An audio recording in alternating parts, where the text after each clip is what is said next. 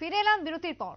করবুকের তীর্থমুখের মেলার চলছে জোর কদমে প্রস্তুতি। মেলাকে কেন্দ্র করে যাবতীয় প্রস্তুতি ইতিমধ্যেই একেবারে জোর কদমে রয়েছে বলে স্থানীয় সূত্রে খবর। আগামী দিনে করবুকে অনুষ্ঠিত হতে চলেছে তীর্থমুখের মেলা। রাজ্যের ঐতিহ্যবাহী মেলাকে ঘিরে ইতিমধ্যেই ভিটি বন্টনের কাজ গতকাল আমরা দেখেছি হয়েছে। তারই সঙ্গে মেলায় আগত দর্শনার্থী পুণ্যার্থীদের সমস্ত রকমের সুবিধা সুযোগ প্রদানের জন্য প্রশাসনের পক্ষ থেকে নেওয়া হয়েছে যাবতীয় পদক্ষেপ। সেই প্রসঙ্গে এখন কি খবর, কথা বলে নেব আমাদের প্রতিনিধি করবুকের রানার সঙ্গে। রানা চাকমা জুড়ে গেছে টেলিফোন লাইনে। রানা, ইতিমধ্যে করবুকে সাজো সাজো রব মেলাকে কেন্দ্র করে কি পরিস্থিতি দেখছো, কতটা প্রস্তুতি এই মুহূর্তে লক্ষ্য করা যাচ্ছে? আজকে থেকে বিভিন্ন ত্রিপুরা রাজ্য থেকে যে বিভিন্ন ব্যবসায়ীরা রয়েছে তারা আজকে থেকে তারা মেলার মাঠে তাদের যে বিটি দেওয়া বন্ধ করা হয়েছিল গতকাল, তারা আজকে সেখানে গিয়ে তাদের প্রয়োজনের মতন বিভিন্ন ধরনের জিনিসপত্র সাজাচ্ছে। মেলাকে কেন্দ্র করে প্রস্তুতি চলছে, খুব খুব ভালো করে প্রস্তুতি চলছে। কেন প্রশাসনের তরফ থেকে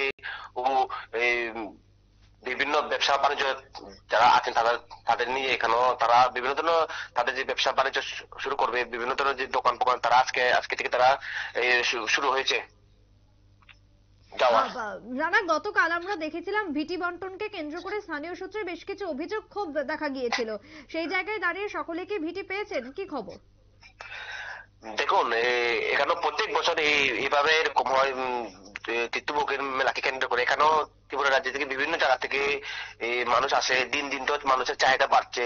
তো এই যে ওই কিন্তু প্রশাসনের দিকে একটু লক্ষণীয় দরকার যে এখানেও যে তীর্থমুখের মেন যে মেলাটা গ্রাউন্ড খুব ছোট, কিন্তু দিন দিন এখানেও ভাঙছে। প্রশাসন এখানেও কিছু প্রশাসন গাফিলতি রয়েছে। এখানেও প্রত্যেকবার মিটিং এ মন্ত্রী এখানেও বিভিন্ন পার্টি থেকে যে সরকার থাকুক প্রত্যেকবার এখানেও তাদেরকে যে আশ্বাস দেওয়া হয় যে মেলা গ্রাউন্ডে মেলার বিভিন্ন ধরনের গ্রাউন্ড বড় করা হবে, বিভিন্ন ধরনের নেট দেওয়া হবে। কিন্তু আজ পর্যন্ত এখানেও যত বছর মেলা হচ্ছে এখন পর্যন্ত যাত্রীরা বা বিভিন্ন মেলা যারা যায় সেখানে প্রচুর পরিমাণ তাদের সমস্যা হয়, নেটের প্রবলেম হয়, বিভিন্ন ধরনের প্রবলেম হয়। কিন্তু মন্ত্রী মিনিস্টার শুধুমাত্র মেলার সময় সেখানে যায়, কিন্তু প্রত্যেক বছর দেখা যায় যে সেখানে সে জায়গাতে যে মানুষ দিন হার দিন বিটি বন্টন দোকান ব্যবসা করার জন্য মানুষের আবেদন করে।